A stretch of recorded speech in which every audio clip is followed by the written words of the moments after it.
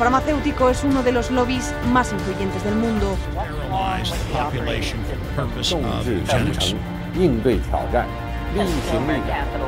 Конечно, должны работать кооперативно, должны... Farmacéuticas tienen demasiado poder. Avecina una gran guerra entre la realidad virtual y la realidad aumentada.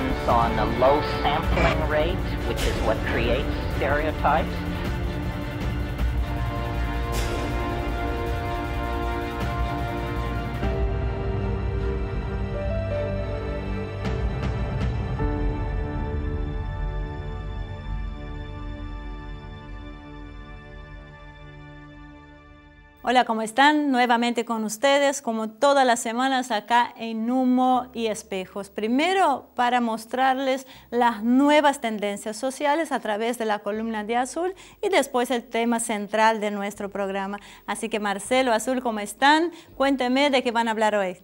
Bueno, gracias, Sigoni. Buenas tardes a todos, buenas noches, buenos días, según lo estén viendo este programa, pues se ve mucho por las redes. Azul, ¿qué nos trajiste hoy? Bueno, en la columna anterior de la semana pasada mencionamos a Ben Shapiro y cómo él había escrito un libro en el que decía que las universidades adoctrinaban a los jóvenes lavándoles el cerebro. Hoy vamos, como eso no pasa solo en las universidades, también tiene mucha importancia, sobre todo ahora, en las redes sociales. Entonces vamos a hablar un poco sobre quiénes son los que manejan estas redes en serio. Sí, una vez hablamos de Tumblr, ahora... Sí. Y ahora vamos a hablar de BuzzFeed. BuzzFeed es una empresa de medios de comunicación estadounidense que se dedica especialmente a las tendencias virales. Las estudian y a partir de ahí saben lo que se vuelve viral y lo que no, lo que lo ve todo el mundo y lo que no. Tipo, es una empresa grande, tiene como 1000 empleados, un poco menos. Ellos generan contenido. O sea, ellos quieren hacer algo viral. Lo hacen, logran hacerlo, pues de tanto estudiarlo lo saben. La firma se describe a sí misma como una empresa de noticias y entretenimiento social, con un enfoque en los medios digitales y la tecnología digital con el fin de proporcionar las noticias de última hora más compartibles, informes originales, entretenimiento y video.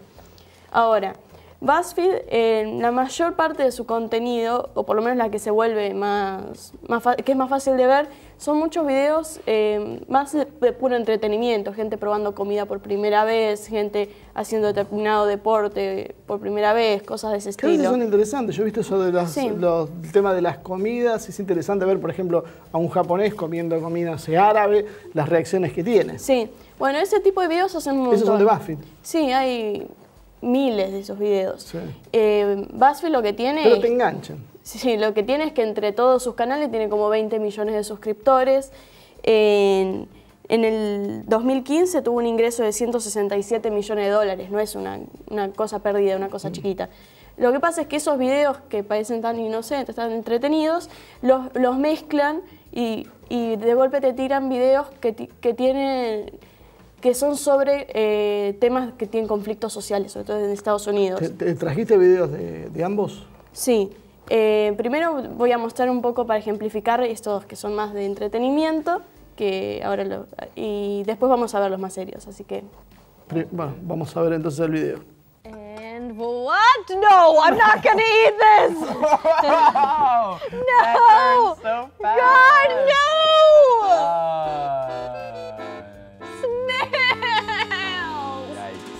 Escargot is an appetizer of land snails, traditionally prepared in garlic butter. Look at this little turd of a thing. Ew! Bueno, y ahora vamos a ver lo que es heavy.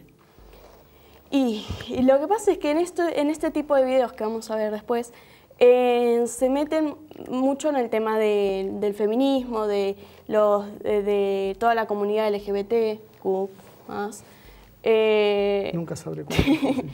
En lo del Black Lives Matter, en el tema, viste, de la comunidad afroamericana de Estados Unidos, y en general sobre las minorías que hay. También hay un par de videos sobre latinos, asiáticos, ese tipo de videos.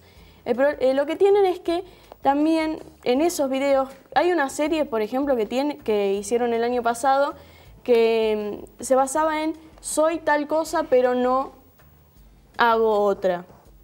Lo hicieron con...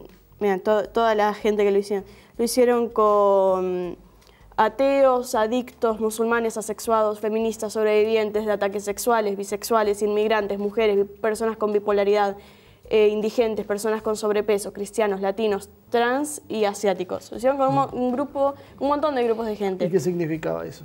Y te decían, por ejemplo, soy cristiano, pero no me molesta el matrimonio igualitario. Ese tipo de cosas. Precisamente ese de los cristianos fue muy criticado, tuvo una gran controversia, porque no mencionaba en ningún momento a Jesús, a Cristo, y además había algunas de las cosas que se decían que no iban con ciertos valores que son claves en la religión. O sea que son en realidad videos que, o sea, podríamos entender... Representan una comunidad y la representan un grupo muy específico. Así que vemos el video. Bueno, vamos entonces al video. I can explain why 78% to the dollar is not a fully accurate description of the gender wage gap. It's not a trick question. Right, I get it, okay. Do you? What is it? No, what? Don't test me now, God.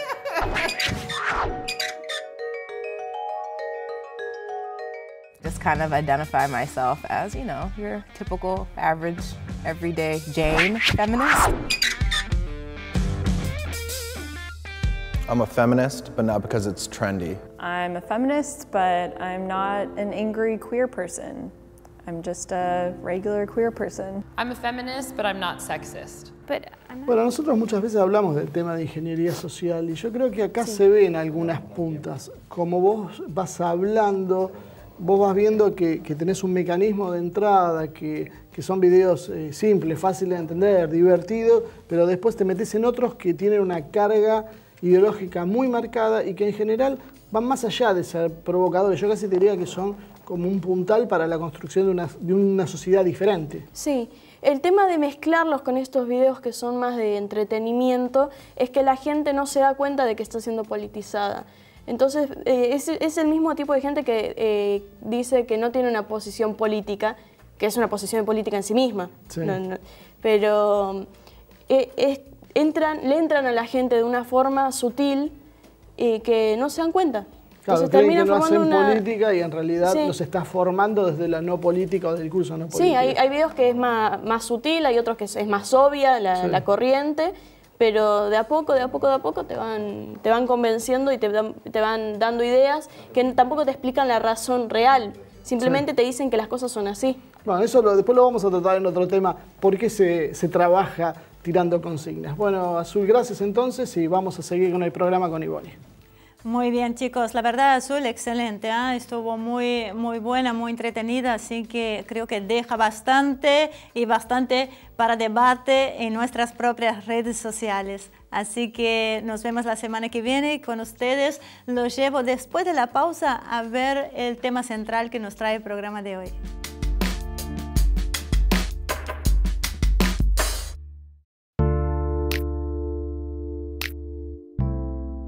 Muy bien, acá estamos en este segundo bloque con un programa un poco diferente porque hoy fue Marcelo a ver a nuestro invitado que es Alisa Castro, ex embajadora en el Reino Unido, una política argentina, así que los llevo primero a ver la primera parte del informe que les preparamos.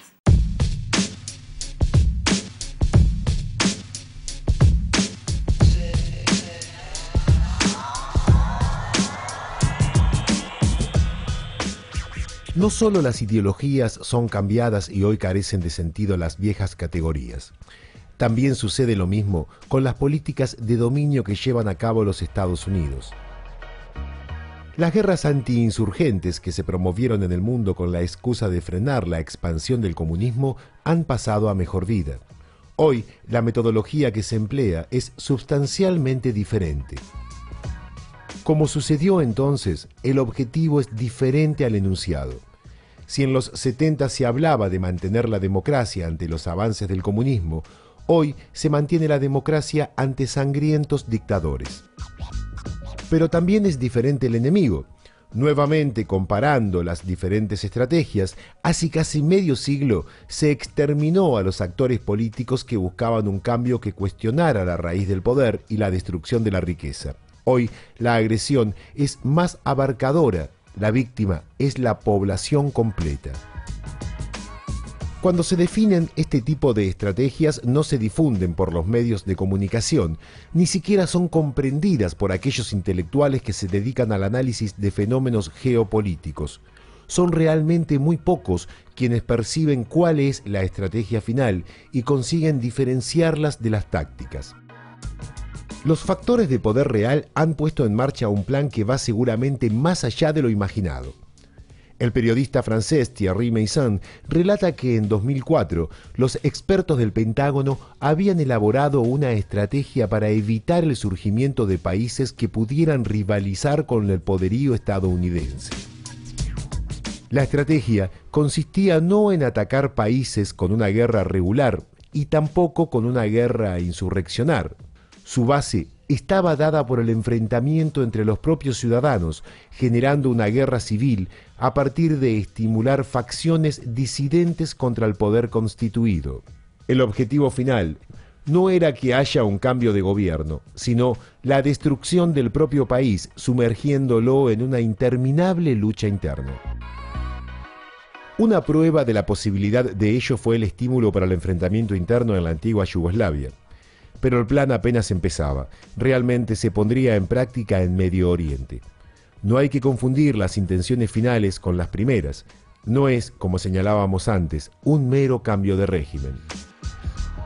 En Libia podemos identificar el plan en plena madurez. Un gobierno con defectos formales en lo que es la democracia brindaba una excelente oportunidad para avanzar. Gaddafi había logrado el mejor nivel de vida en la región. Un país no solamente próspero, sino con servicios básicos gratuitos para toda la población, viviendas para los recién casados, programas de salud y educación para todos los libios. Nada de eso sería suficiente para detener el plan en marcha. En primer lugar, se debía crear la imagen de un dictador sangriento que no respetara los derechos más elementales de sus ciudadanos. Para ello, los grandes medios de comunicación fueron clave para horadar la imagen del líder libio. Curiosamente, olvidaron las razones por las cuales antiguamente Gaddafi había sido señalado como el programa de reformas conocido como el Libro Verde, donde la llamarilla, es decir, la constitución de una república opuesta a las democracias liberales, basada en comités populares de base y posiciones influenciadas por el socialismo. Gaddafi, que presionado por Occidente se había acercado a los líderes europeos, había creído que ya era definitivamente aceptado e intentó vender el petróleo libio en euros y no en dólares, algo que amenazaba la base de poder de los Estados Unidos, que era el dólar.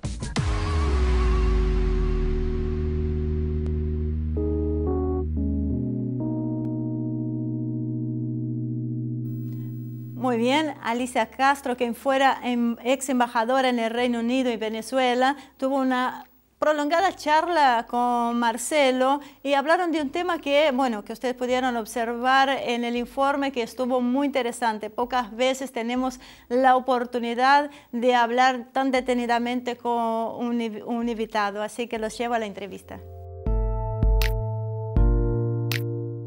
Bueno, Alicia, gracias por recibirnos, por tomarte un ratito para charlar con nosotros.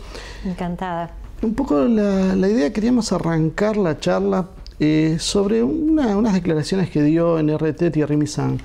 Él habla de un plan en Latinoamérica con el cual, según lo que él cuenta, solamente 3 países no van a ser destruidos. El resto se los va a someter a un proceso parecido al que pasó con Libia o que está pasando con Siria. ¿Cuál es tu opinión al respecto? Sí, yo vi esa entrevista en RT, la vi con mucha atención, porque lo que sostiene Meyssan es que Estados Unidos quiere ya no destruir gobiernos, sino pueblos, para que queden muchos estados fallidos y solamente se salven algunos países. Creo que en un momento tan convulso del mundo surgen diversas hipótesis preocupadas por el futuro inmediato, pero creo que también tenemos que considerar que la última palabra la tienen los pueblos que están realmente cansados de tanto abuso. ¿Vos eso lo fuiste notando a partir también de tu experiencia en el Reino Unido como embajadora? Bueno, en el Reino Unido como embajadora yo tuve una experiencia muy rica, sobre todo porque interpelando distintas voces, distintos sectores, encontramos consenso para el diálogo en la cuestión Malvinas, que es lo que nosotros tenemos como primer objetivo en la relación con el Reino Unido. Un objetivo que ahora ha sido desplazado en el gobierno de Macri, que no reclama soberanía, que no protesta contra la base militar y que está al contrario dispuesto hasta a ceder los recursos naturales de la Argentina en Malvinas. Pero durante mi gestión nosotros pudimos realmente crecer en un diálogo, en un consenso, y creo que lo que está pasando ahora en el Reino Unido es extraordinario. Pensemos que la primer ministra británica, Theresa May, llamó en mayo elecciones anticipadas, tenía mayoría en el Parlamento, un sistema parlamentario que necesita la mitad de las bancas para formar gobierno, lo tenía su gobierno formado, pero quiso llamar a elecciones anticipadas para reasegurar una otra mayoría y para poder ir a negociar con Brexit, un Brexit duro, como proclaman los conservadores. Y le dio entonces a la oposición del laborismo 7 semanas para hacer campaña. El líder laborista, Jeremy Corbyn, es una persona que conozco y estimo mucho, lo conozco hace muchos años, presentó un programa radical de izquierda. O sea, como el laborismo de los orígenes. El laborismo de los orígenes, no el nuevo laborismo de Tony Blair. Él es una persona que está justamente contra las intervenciones armadas, es un pacifista, es criticado muchas veces por ser pacifista y por oponerse al proyecto Trident, el proyecto nuclear, y todas las encuestas le daban 20 puntos arriba a Theresa May, por eso se lanzó a elecciones. Sí. Y Jeremy Corbyn en 7 semanas logró levantar la fe de grandes mayorías, de grandes sectores de la población, especialmente de jóvenes que nunca habían votado, haciéndoles entender que no solo que otro mundo es posible, sino urgente y necesario, y que ellos pueden realmente intervenir en la política, ¿no? Y Theresa May perdió la mayoría conservadora en el Parlamento, ha tenido que formar gobierno con una alianza con un partido de extrema derecha de Irlanda del Norte, y Jeremy Corbyn ganó 30 bancas en el Congreso y además un consenso extraordinario, por lo cual el Brexit se negociará en términos más favorables para los trabajadores. Y estoy hablando de una persona que habló de renacionalizar los ferrocarriles, de sacar el costo de las universidades, de mejorar el presupuesto para vivienda, para salud y para educación, y de cambiar el sistema impositivo radicalmente y ponerle impuestos a las corporaciones y a los más ricos y no a los que más sufren. Y tiene este lema extraordinario, en inglés, we are the many, they are the few, nosotros somos mayoría, ellos son los pocos, parafraseando un poema de Shelley en el que invita al pueblo a desobedecer y a levantarse como leones, rise like lions. O sea, esto es un triunfo de la ética, no es solo un triunfo de la izquierda para el Reino Unido y para el mundo. Es un triunfo de la ética, es un triunfo de la esperanza, contra todas las encuestas, contra todas las previsiones y contra todos los medios de comunicación. Por eso te decía, hablando de las teorías, que la última palabra la tienen los pueblos. Si hablamos del tema del Brexit, hay una duda que a veces por ahí se nos termina de presentar, porque no terminamos por ahí cómo encuadrar este fenómeno a partir de, sobre todo con el tema de la victoria de Trump, se habló mucho del tema de los globalistas que encabezaba Hillary Clinton como un proyecto transnacional de estados que sean débiles y sometidos al poder de las corporaciones, y por otro lado como una reacción de los pueblos que en algunos lados se expresa a través de alguien como Trump, que más que porque sea bueno o malo, simplemente lo hacen por el fastidio contra el sistema que los está dejando en la calle. El Brexit ¿Cómo lo podríamos consustanciar dentro de este cuadro general? ¿A quién favorecería de estos grupos? En realidad, siguiendo tu línea argumental, el Brexit, así digamos, la opción por salir de la Unión Europea que tomó la mayoría del Reino Unido, si bien después hubieron muchos arrepentidos que ni siquiera se daban cuenta que iban a salir del mercado común. Sí. Igual siempre el Reino Unido estuvo un pie adentro y un pie afuera, nunca terminó de ser Europa, bueno, ya no se siente en Europa. Dejarán de ser Europa. Y hubo muchos arrepentidos.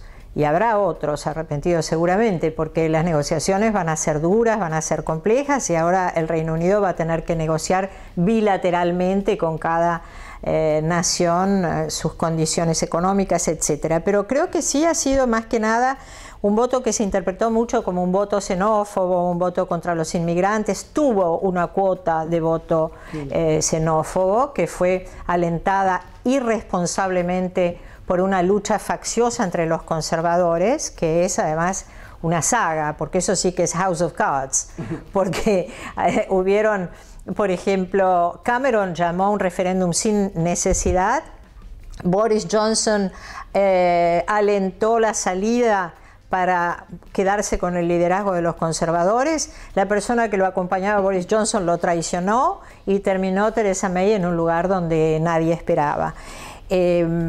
Y curiosamente, en estas elecciones últimas, que fue, si bien Jeremy Corbyn no logró todos los votos necesarios para ser primer ministro, logró un avance extraordinario en la conciencia y 30 bancas más, y desplazó completamente a los últimos dos fenómenos que había, que es el Partido Nacionalista Escocés, que quedó entonces menos posicionado para salir del Reino Unido, y a UKIP, que es una extrema derecha que había alentado ese voto xenófobo.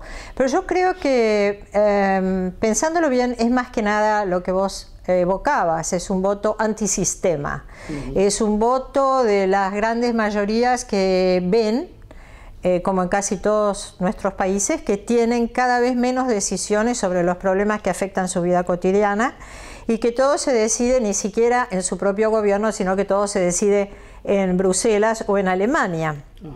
Y por una persona que no resulta demasiado simpática como Angela Merkel, sobre todo después del terrible destino político al que Europa sometió a Grecia, a Portugal, etc. El tema de los ajustes permanentes. Ajustes permanentes, derrota de grandes ilusiones como las que había despertado Tsipras en Grecia, una derrota de las grandes esperanzas. Así que sí fue un voto anti-establishment. Y sí creo que también el voto Trump es un voto anti-establishment, ¿no? Tampoco es que la contrincante en las elecciones fuera un dechado de virtudes. Eso creo que fue en buena medida, bueno, causó mucho debate. Había mucha gente que decía hay que apoyarla porque es mujer, porque apoya determinados derechos, y en realidad era el producto precisamente del establishment norteamericano y la autora de la política que estuvo detrás de las invasiones y la destrucción en Medio Oriente. Desde mi punto de vista, una criminal de guerra. Una criminal de guerra. Hillary Clinton, que aparece como una señora tan elegante, que parece feminista, que no dice las cosas desopilantes que puede decir Trump, pero que para empezar, hizo la venta de armas más grande de la historia de su país. En el último año de Obama lanzaron 26.000 bombas en 7 países, una bomba para promedio de 3 horas, y destruyeron Medio Oriente, devastaron Medio Oriente, ¿no? Seguramente quienes nos escuchan y comparten este diálogo con nosotros estarán familiarizados con ese video donde Hillary Clinton le preguntan por Gaddafi y ella dice: entramos, lo vimos y murió. Y se ríe a carcajadas, ¿no? Entonces, y esto significó la destrucción de Libia. Como sabemos muy bien, los Estados Unidos armaron Al-Qaeda para combatir el terrorismo, para combatir el comunismo en Afganistán, armaron al terrorismo extremista islámico para combatir al-Assad en Siria y continuaban, ¿no? Yo creo, coincido en esto con el Papa Francisco, con el que tuve la oportunidad de conversarlo personalmente. Creo que sí estamos ya en una tercera guerra mundial fragmentada, como dice el Papa, ¿no? No es... Sí, no abierta, una guerra proxy, como a veces se le puede llamar también, pero eso es una línea muy fina que puede llegar a saltarse. Bueno, y además la crisis de valores, ¿no? Que esto significa, porque que Obama, que todos esperaban con ilusión porque el primer presidente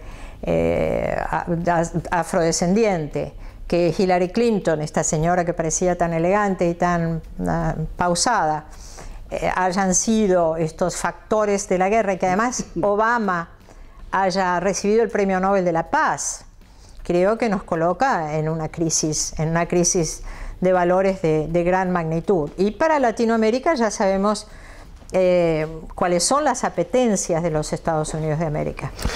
Antes de meternos en el tema de Latinoamérica, que en realidad habíamos empezado hablando, me gustaría saber tu opinión, ya que conoces muy bien internamente lo que es el Reino Unido.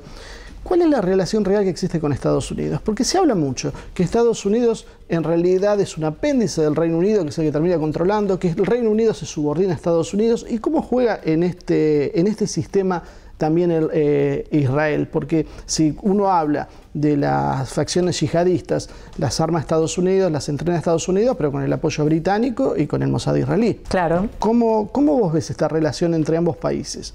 ¿Alguien depende de alguien? ¿Es de igual a igual? ¿Cuánto hay de cierto y cuánto de mito? El Imperio Británico es ya un león sin dientes, y entonces en realidad se puede ver o se puede creer o se puede pensar que es Estados Unidos que lo arrastra a las aventuras guerreristas. Pero la verdad es que, por ejemplo, Tony Blair fue con ganas a la guerra de Irak, con ganas y con mentiras, ¿no? Y por eso creo que se ha permitido ahora también esta renovación del laborismo, porque la gente no quiere perder más vidas, no quieren ser más engañados como han sido engañados. Así que en realidad creo que más bien podría pensarse que el Reino Unido va a la saga de los Estados Unidos, y eso también ha causado mucho cansancio entre sectores crecientes de la población que quieren recuperar su independencia, su autonomía política. ¿Eso es solo el sector que hablabas antes de Corbyn, o hay otros sectores que también apoyen esa política más independiente? Bueno, depende, digamos. Yo creo que eso atraviesa los partidos, ¿no? O atraviesa las generaciones. Pero bueno, Tony Blair, por ejemplo, ha quedado muy mal visto por su seguidismo a los Estados Unidos de América, ¿no? Creo que hay un cansancio creciente y además que si vemos lo que está ocurriendo en Europa, porque además de la devastación de Afganistán, de Libia, de Siria, de Yemen, de Somalia, los Estados Unidos de América han creado la crisis migratoria más grande después de la Segunda Guerra Mundial, ¿no? Esos cadáveres flotando en el Mediterráneo, esas imágenes desgarradoras de niños sin padres, de padres sin niños. Eso todo se lo debe la humanidad a los Estados Unidos de América. Por eso yo hablo de criminales de guerra, ¿no? Y lamentablemente creo que hay poca conciencia a lo mejor de que eso es así, ¿no? Es como si fuera un accidente de la naturaleza, ¿no? Como que todas esas masas de gente huyendo de las guerras, gente que antes estaba en África, que estaba en Medio Oriente, que obviamente huyen de las guerras. Bueno, yo entiendo a veces que los europeos intenten preservar sus tradiciones, lo que ellos tienen que también hacerse responsables de lo que han hecho, porque realmente yo creo que la mayoría de los inmigrantes que hay van porque no tienen lugar en sus países de origen, no por otra cosa. no es un tema que les guste abandonar sus patrias, todo lo contrario. ¿A quién le puede gustar meterse en esos barcos horribles y precarios? Y viajar en esas condiciones y después la vida que les espera en esos lugares. Sin ni siquiera un pasaporte a una tierra con un idioma que no conocen. Yo he visto muchos en Italia, en Sicilia, y la verdad es que son imágenes desgarradoras, ¿no? Y bueno, y todo esto yo creo que merece, por eso creo que estas teorías como las que mencionabas merecen una atención especial, no solo de los politólogos, yo creo que los políticos debieran de estudiar más. Ahí está el gran problema. No, claro, porque ya nosotros tenemos una carencia. Hablo desde la política, ¿no? Yo creo que tenemos una carencia de aquellos intelectuales comprometidos, ¿no? De aquellos intelectuales como Sartre, etc. Tenemos algunos, ¿no? No me quejo, pero digo, hay una brecha entre la academia y la política, ¿no? Y esa brecha hay que juntarla. Yo creo que aquellos que piensan la política debieran meter un poco más las manos en la masa, y los que hacen la política debieran pensar un poquito más, sobre todo la izquierda, ¿no? Yo creo que hay una enorme desigualdad. La derecha se reúne, tiene sus think tanks, sus tanques de pensamiento. Yo me subtitulo a veces. Tiene sus tanques de pensamiento, se reúnen en Bilderberg, se reúnen acá, se reúnen secretamente, se reúnen a la luz del día, hacen retiros, estudian o siguen órdenes, ¿no? Esa es la alternativa también, porque cuánto gobiernan los gobernantes y cuánto están gobernando los poderes fácticos, ¿no? Los poderes reales, las corporaciones financieras, los medios de comunicación y algunos de los poderes de los estados. Pero la izquierda hemos sido un poquito más perezosos. Bueno, vamos a hacer una pausa ahora y a la vuelta vamos a tocar algún tema más ya de América Latina que nos quedó pendiente, sobre todo por los sucesos que está viendo ahora en Venezuela. Y me quedó picando algo sobre el tema de estas teorías conspirativas que me gustaría preguntarte.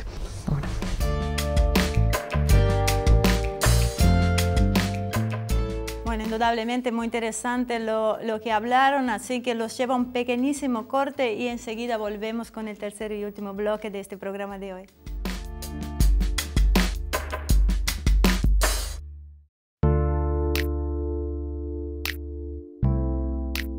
Un título fuerte, la destrucción del enemigo ideológico a la nación misma. De esto estamos hablando hoy, así que los invito a ver la segunda parte de este informe que les preparamos.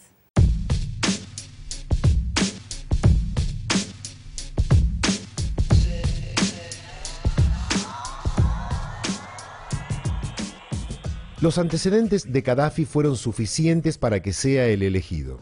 Su imagen fue destruida mediáticamente, generando las condiciones para que las poblaciones occidentales apoyaran la intervención armada. Agentes extranjeros fueron introducidos en el país para causar disturbios. Francotiradores atacaron manifestaciones oficialistas y opositoras, produciendo acusaciones mutuas e impidiendo generar procesos pacificadores. Los opositores exiliados fueron contactados para tener legitimidad. Acusaron luego a Gaddafi de crueles matanzas. ONGs que se presentan como independientes se encargan de motorizar las denuncias ante los organismos dependientes de la ONU, apoyándose en testigos falsos. El montaje se completa una vez que el enfrentamiento crece, con imágenes de una multitud en la Plaza Verde en Trípoli a punto de tomar el Palacio Presidencial.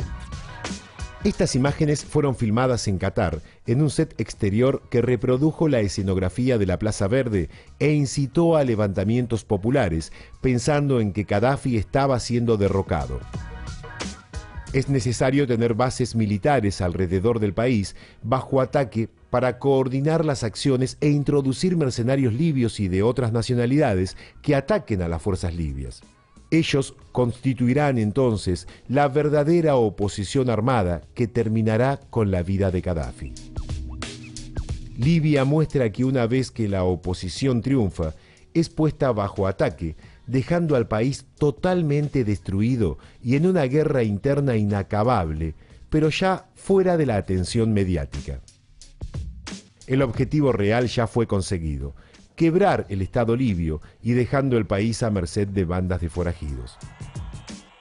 El mismo libreto se aplicó en Siria y Ucrania. Sin embargo, el resultado no fue el esperado, porque hubo una acción decidida de Rusia que bloqueó la iniciativa en la ONU, rompió el bloqueo informativo e impidió que los mercenarios puedan obtener una victoria militar. La situación aún está indefinida porque parte del objetivo ha sido alcanzado y es la destrucción del país. Otra parte no. En Ucrania, la región de Donbass se rebeló y se mantiene en pie, y Crimea fue incorporada a Rusia. En el caso de Siria, la destrucción fue mucho mayor, pero aún Bashar al-Assad conserva el poder y puede derrotar al ejército mercenario del Daesh. El plan que denuncia Meyssan es para dividir el mundo en dos sectores: uno con países estables, como Estados Unidos y sus aliados, más países demasiado fuertes como para caer simplemente, como lo son Rusia, China e India. Dentro de la región latinoamericana, solo México, Brasil y la Argentina serán mantenidos con orden. El resto caerá en el caos, empezando por Venezuela. Pero, ¿cuál es la razón de esta decisión? Los sectores globalistas dominantes en Occidente necesitan solo algunas materias primas y energía. La población es una carga y una confrontación interna cumple dos objetivos: disminuye la población, innecesaria en un mundo tecnológico, y elimina un Estado que, si bien no es capaz de enfrentar al poder por sí mismo, sí puede hacerlo aliándose a China y Rusia. Estados Unidos es solo una herramienta para ejecutar este plan, subordinando a otras naciones importantes. Los partidarios de un orden multipolar se alimentarán de estas naciones, creando un bloque demasiado duro para ser vencido, por lo que esta política se asemeja a las estrategias de Rusia ante las invasiones de Napoleón y Hitler. Lo que no se puede aprovechar en beneficios propios se destruye para que no sirva al enemigo, debilitándolo indirectamente hasta que sea el tiempo del asalto final. Rusia lo ha advertido y frenó el proceso en Ucrania y Siria. Venezuela puede ser el próximo estado fallido. ¿También Rusia actuará allí para impedirlo, como ha dejado entender?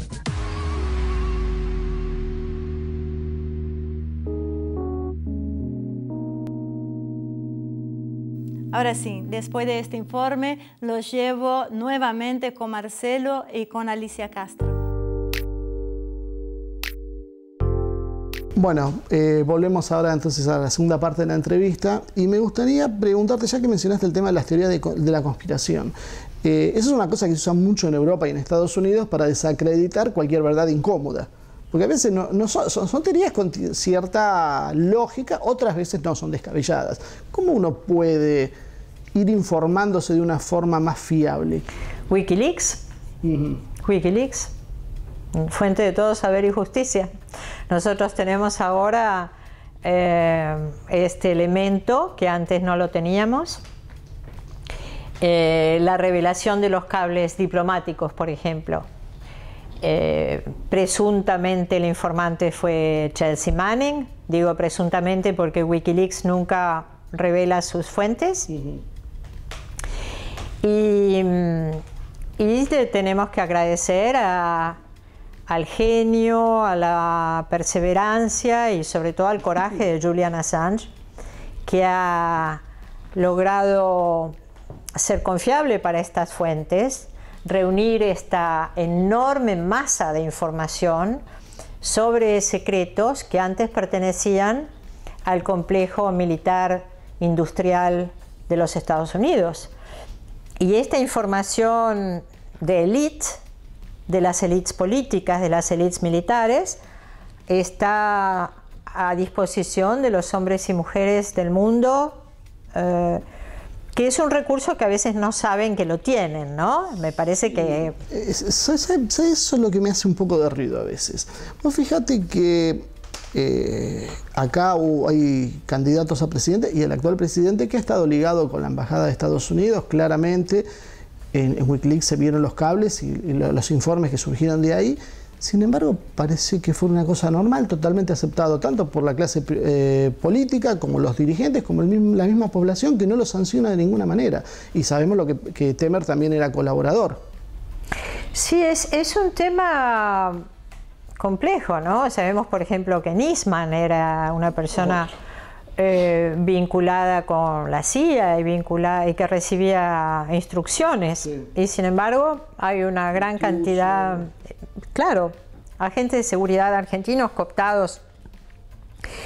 Y sin embargo, hay gente que todavía no acceden a esa información por falta de curiosidad, por falta de cultura.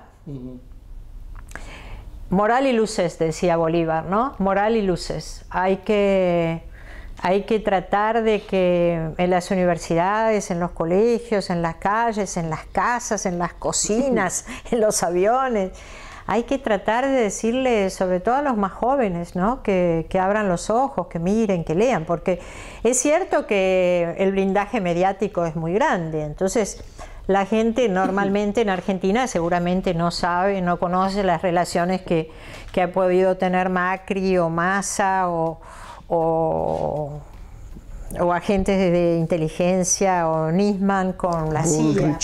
¿Perdón? Patricia Bullrich. O Patricia Bullrich. Creo que el gobierno de Macri ha conseguido una densidad de agentes extranjeros importante. Tiene una densidad, sí es cierto, tiene una densidad... yo personalmente creo, no tengo cómo comprobarlo, pero yo creo que también Elisa Carrió es una persona vinculada con los Estados Unidos. Es curioso como inclusive en momentos que no tenía ningún peso electoral siempre ha estado convocada por los medios, siempre mantenida aparte como una voz, una fiscalizadora de la República. Sí, muy cambiante, ¿no?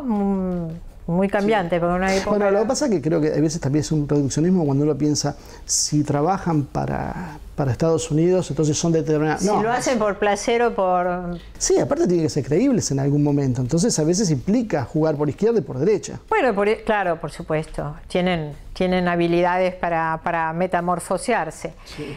Pero, digo... cuando digo Wikileaks estoy diciendo que nosotros siempre supimos, por ejemplo, los niveles atroces de injerencia de los Estados Unidos en las contrarrevoluciones latinoamericanas, el rol que ha tenido Estados Unidos en la contra nicaragüense, el rol que tuvo Estados Unidos en el derrocamiento y en la muerte de Salvador Allende, el rol que ha tenido Estados Unidos en Cuba, no necesitamos cables secretos. El rol que han tenido los Estados Unidos en el apoyo a la dictadura genocida de la Argentina, los conocemos y además ya Simón Bolívar hace 200 años advertía que los Estados Unidos de Norteamérica parecen designados por la providencia para sembrar de miserias a América Latina. Pero una cosa es creerlo conspirativamente y otra es constatar. Y otra cosa es leerlo en los cables, ¿no? Cuando yo leí el cable diplomático que no sé si el encargado de negocios o el embajador de Estados Unidos en la Argentina escribió sobre mí cuando me designaron como embajadora en Venezuela, me pareció extraordinario. Lo tengo que buscar y ponerlo en un cuadro porque hace una descripción de cosas mías, de leyes que yo había pasado en el Parlamento, de mi relación con Venezuela, que hasta yo misma había olvidado, ¿no? Pero la atención que ponen en los asuntos latinoamericanos tiene que ver con el control que pretenden ejercer, ¿no? Y este es un control que están ejerciendo en muchos países, sobre todo a lo largo de donde tienen las bases militares. Y como sostiene Fernando Buenabad, hay bases mediáticas vinculadas y cercanas y articuladas con esas bases militares, ¿no? Si pensamos que las 6.000 grandes medios de prensa están en manos de 6 corporaciones, nos podemos dar cuenta del nivel de vinculación que tiene eso con los poderes reales de las corporaciones financieras y del complejo industrial militar de los Estados Unidos. ¿Cómo pueden convencer a tanta gente que vaya a la muerte, ¿no? ¿Cómo pueden convencer a tanta gente que hubo una primavera árabe y lo que hubo fue una devastación y una matanza? Los medios de comunicación. Lo que pasa es que ellos yo creo que han perfeccionado, como vos hablabas antes de los think tanks, han perfeccionado una forma de actuar donde nosotros estamos en la edad de piedra con respecto a eso. No terminamos de entender cómo ello funciona. Creo que Durán Barba lo dijo en una entrevista. Nosotros trabajamos sobre lo emocional, no sobre lo racional. Y eso es lo que estamos viendo, que es lo mismo que se repite en la Argentina o en Brasil o en Ecuador o en Venezuela. Hay un odio inexplicable que incluso impide la posibilidad de vos debatir con la gente, porque vos intentás hablar y explicar y hacer un análisis racional y ver por qué llegan a esa conclusión y te cortan con una frase, con un eslogan. O sea, eso es una máquina de generar eslóganes que fijan conceptos y se mueve así la realidad. Sí, van creando matrices, bueno, tienen instrumentos bastante sofisticados, ¿no? Como Big Data, por ejemplo. Yo la vez pasada estaba hablando con Cristina Fernández de Kirchner, que está muy consciente de estos movimientos mediáticos. ¿Sabés que ella es la única jefa de Estado que visitó a Edward Snowden? Es un hecho poco difundido, pero... Sí, no sabía que era la única, sí me acuerdo cuando lo hice. Es la única. Dicen que ni siquiera, dicen que Putin no lo ha visitado. Yo no lo creo porque bueno, porque uno ve a Putin y además porque Snowden vive en Rusia. Sí. Pero creo que el interés por las nuevas formas de comunicación es... la izquierda ha estado y está todavía, la izquierda o el progresismo está atrasado. La derecha usa Big Data, tienen todos los datos disponibles que les vende Google, que les vende tu computadora, la mía, nuestros celulares. Y ahora los gobiernos. Y los gobiernos tienen absolutamente todos los datos de nuestros perfiles, de lo que nos gusta, de lo que no nos gusta, y luego se lo venden a alguien como suponiendo una suposición Durán Barba y Macri, y entonces hacen targets, dividen, y a cada, no sé, al ama de casa que le gusta el jabón de lavar. Sí. Claro. Personalizan la campaña, algo era impensable hace poco tiempo atrás. Claro, le llegan con esa lata de jabón o con ese mensaje o les critican de determinado modo al adversario, ¿no? Y además no tienen prurito, porque en realidad no tienen no tienen moral, porque en realidad yo he sido dirigente sindical, he sido diputada, embajadora, siempre he creído que nunca francamente he dicho algo pensando que estaba diciendo lo que la gente quería oír para que me votara. Nunca lo he hecho. Por eso he llegado, gracias a Dios, sana a esta altura de mi vida. Resistiendo carpetazos. Resistiendo carpetazos, y además me resiste el hígado, el corazón. Pero eso creo que tiene una personalidad, no sé, son psicópatas. Creo que hay que tener una personalidad muy especial para poder hacer eso permanentemente en su vida. Bueno, pero el otro tipo de político, del que hablábamos, dice lo que la gente quiere oír, ¿no? Sí. Entonces no le importa ni banalizar la política, ni le importa perjudicar, ni le importa nada. Le importa un puesto de poder desde donde puede hacer, en el caso de Macri, negocios. Ahora, vimos que hubo una reacción contra toda esta ola de gobiernos populares en América Latina, cayó Argentina, cayó Brasil. Parecía que la última frontera que quedaba, la última trinchera, era Venezuela. Me gustaría saber dos cosas. Primero, ¿cómo ves la posibilidad de que en Brasil se revierta este proceso y empiece la ola hacia el otro sentido? Y por otro lado, bueno, ¿qué me podés decir de Venezuela? Porque realmente hoy escuchaba que se quejaban, pues esto es muy reciente cuando estamos grabando el programa, recién nos enteramos, el tema del ataque con el helicóptero, y que decían los venezolanos, parece que hay un apagón informativo porque esto nadie lo ve como un atentado, nadie informa nada en Europa. Bueno, Venezuela está sufriendo un linchamiento mediático, ¿no? Un verdadero linchamiento mediático y un golpe que ha estado seguramente programado en los centros de inteligencia de los Estados Unidos. Ya lo venía anunciando Chávez hace muchos años. Ya le dieron un golpe a Chávez en el año 2002, que se logró evitar porque el pueblo salió a la calle a recuperar a su presidente, a su constitución y a su proyecto democrático. Y es un golpe de nuevo tipo, digamos, como también se ha dado en Brasil un golpe de nuevo tipo, en Paraguay un golpe de nuevo tipo. No entran con los tanques como antes, comunicado número 1, comunicado número 2. Cambiaron los tiempos. Cambiaron los métodos.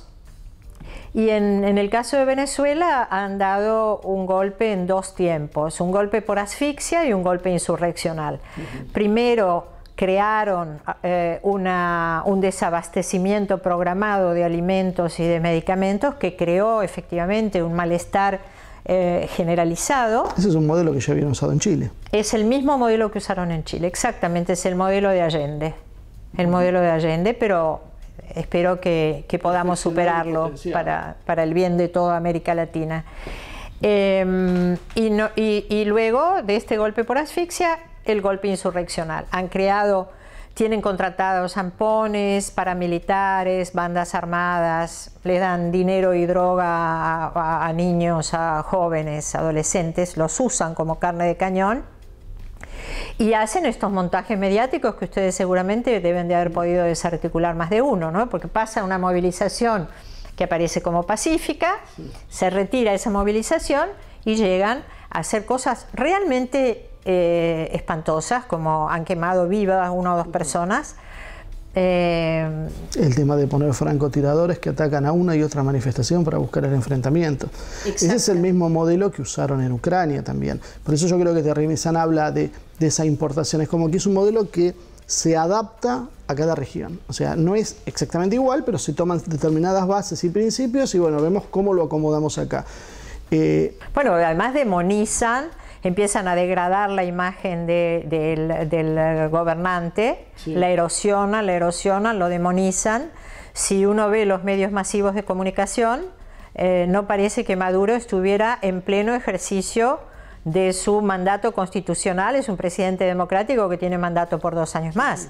Desde el día 0 en que empezó a gobernar Maduro, empezaron a pedir que saliera, no que cambiara sus políticas, que se fuera.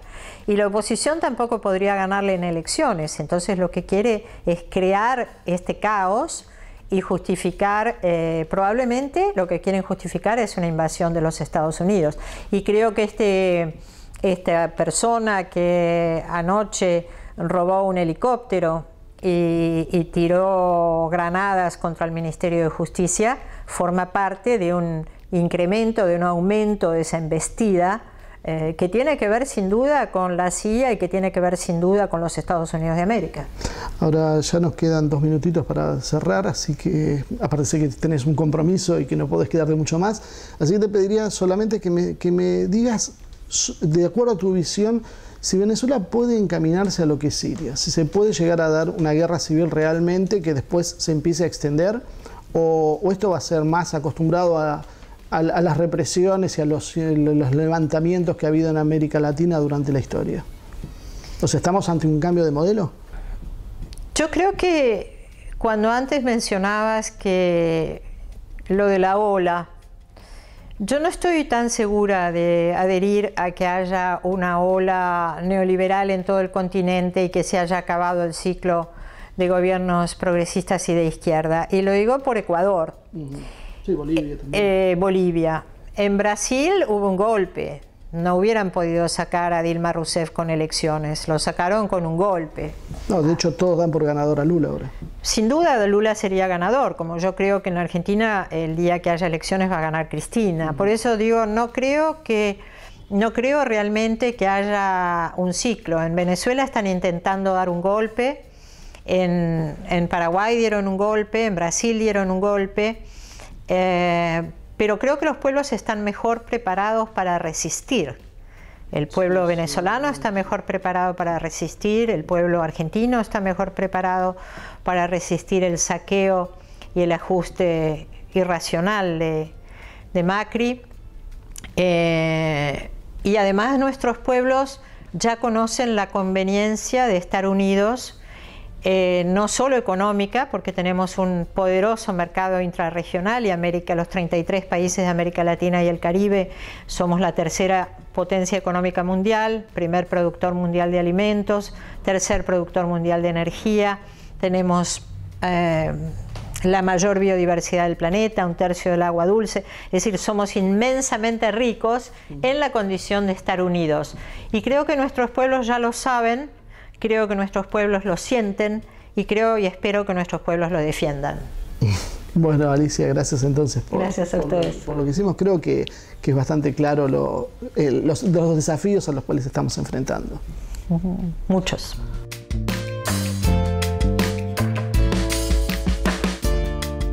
Muy bien, hasta acá llegó el programa de hoy. Sin duda fue un tema muy interesante, así que los invito a escribirnos en nuestras redes sociales, a vernos a través de nuestro canal de YouTube, Asia TV Producción, y dejarnos cualquier comentario o dudas que puedan llegar a tener con respecto a este u otros programas. Como siempre, muchísimas gracias por acompañarnos y nos vemos la semana que viene con más una edición de Humo y Espejos.